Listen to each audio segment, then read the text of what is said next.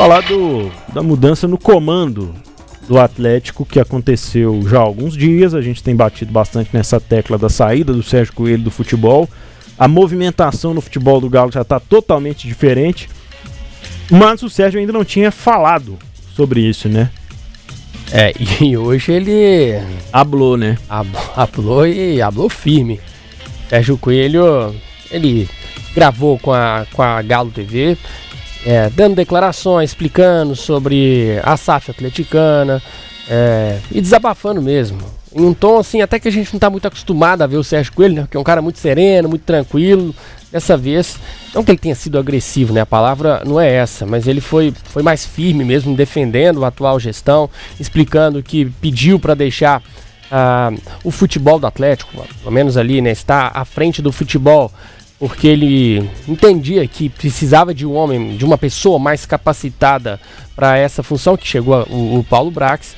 Mas ele continua sendo o presidente da associação, então tem toda a influência ali no Atlético. A gente tem a fala do Sérgio Coelho? Ainda não, tá, Pedro? Depois a gente vai repercutir a fala do Sérgio Coelho, mas ele dizendo que a SAF do Atlético é a melhor do Brasil. Ô, Lélio Gustavo, você viveu um período que a gente acha que dificilmente vai voltar a viver no Atlético, que é do presidente ter uma responsabilidade, uma autoridade quase que só dele, né? Agora isso é dividido com a SAF, tá muito mais ligado, né, no futebol, que é o carro-chefe, a SAF, e é difícil imaginar que vá ter nomes que marcaram época, como o Atlético teve muitos presidentes na sua história.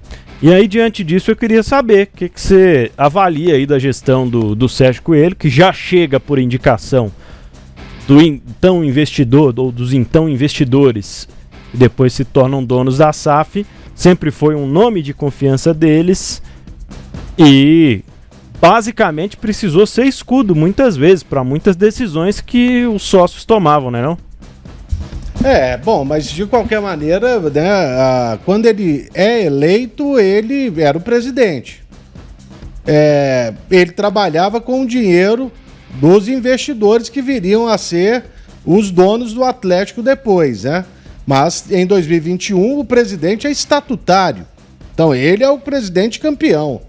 Agora, a partir do ano passado o clube virou SAF, né? Então aí não fazia muito sentido, até ele relutou contra isso, inclusive permanecer como CEO do futebol do Atlético. Ele já não queria, foi meio que convencido ali a ficar, e esse ano ele largou de vez. Mas, ô presidente, melhor SAF do Brasil, não sei não, hein? Tenho minhas dúvidas. Sou muito grato ao que o senhor fez através do Instituto Galo, mas essa aí não dá para defender, não. Estamos cornetando mesmo, porque nós imaginamos e continuamos tendo a convicção de que o investimento pode ser feito não só com um dinheiro maior, mas melhor, com o futebol do Atlético sendo gerido de uma maneira muito melhor, o que não é. Se a SAF do Atlético ela fosse muito competente, eu não estou falando que ninguém seja infalível, não. Mas, por exemplo, vários jogadores não teriam sido contratados. E eu falo dois aqui, ó. O Robert Santos e o Palacios, né? Palacios, o colombiano. Não teriam sido, sabe? Então, tá longe de ser a melhor, e o torcedor continua esperando sempre algo muito melhor para o Clube Atlético Mineiro, independentemente dele ter ou não um dono. E quem estiver lá no topo, né, da cadeia, como que eu diria? Cadeia da hierarquia, no topo da hierarquia, esse vai ser sempre cobrado. E hoje é o Rafael Menin e o Rubens Menin. Ou hoje são, né? Rafael Menin e Rubens Menin, os principais acionistas do Clube Atlético Mineiro. 5h32, e dessas palavras firmes, né, palavras fortes que o Vini citou, 25 minutos desse pronunciamento do Sérgio Coelho, até que de repente poderia ter rolado uma entrevista, né, mas nem sei também se é o clima, porque já passou, já não é mais a figura ali do futebol do Atlético. E o Lélio lembrou do Instituto Galo, né, que entre as diversas ações, ajudou também ex-jogadores do clube, enfim.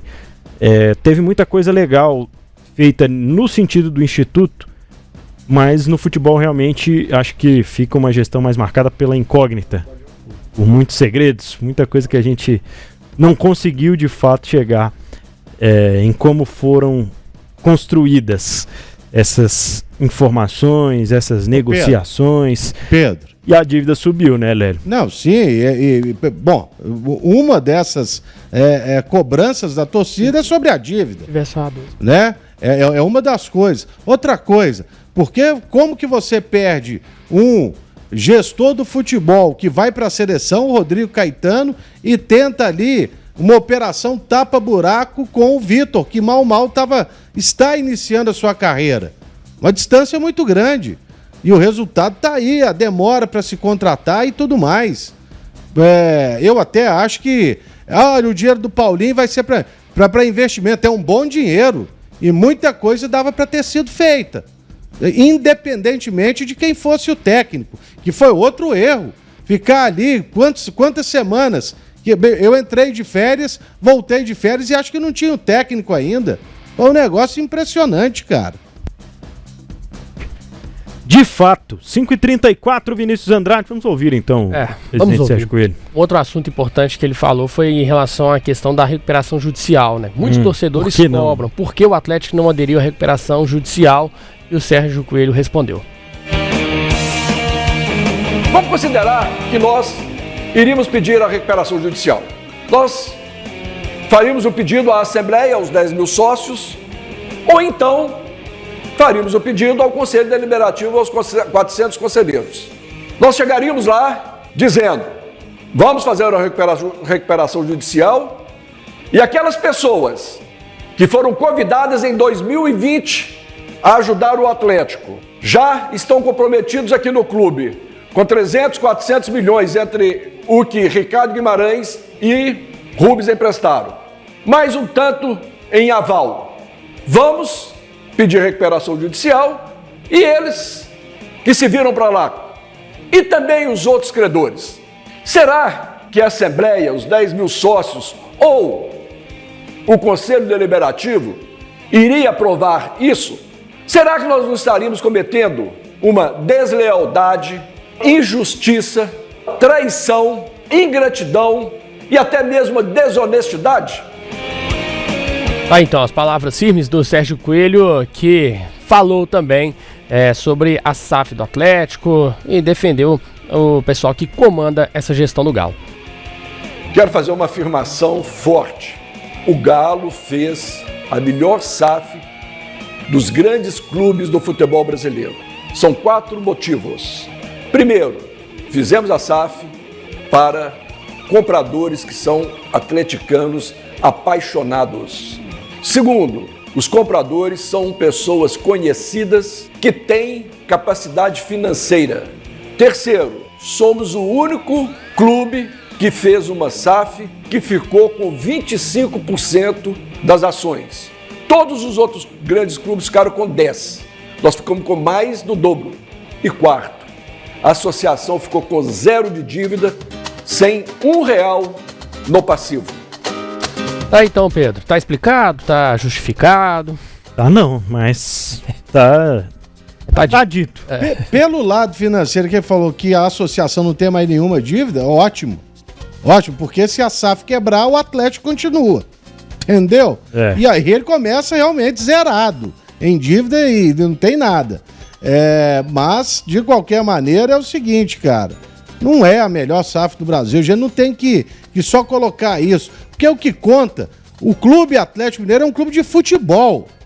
E o que conta é o futebol. E o futebol, por mais que ele tenha chegado ano passado a 2 finais, faltaram elementos ali para ele ser campeão. E uma das coisas principais que nós batemos na tecla o ano inteiro, Pedro, é a gestão do futebol do Atlético. Fraquíssima.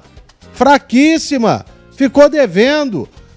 Só contratou os reforços que vieram aí. O Atlético demorou 2 meses para contratar o Fausto Vera, que já nem jogava pelo Corinthians, brother.